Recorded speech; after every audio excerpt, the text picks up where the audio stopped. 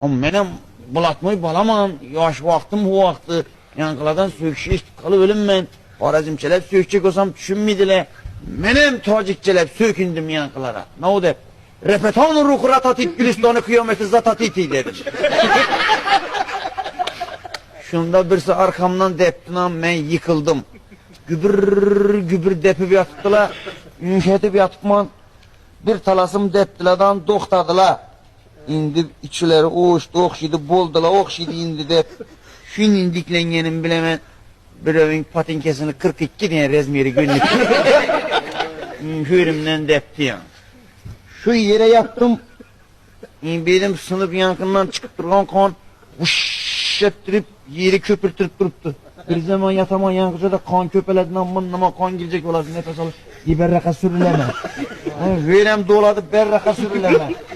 Durmayttım şunçerli kanı getir yattı dedim lan onumdan turup yankı depken balanı yakasından tuttum. Kan sepip yatıp kalktı. Nimetiyip yüzüne septirtirdim yankı. Kanı.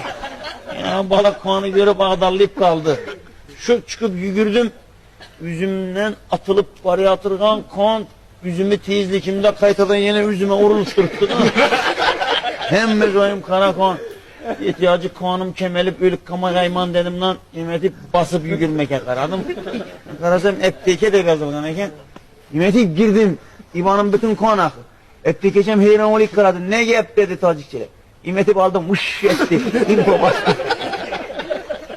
Onun bir terlipçe hoş beraberdi. Yuğdu. Kan doktadı.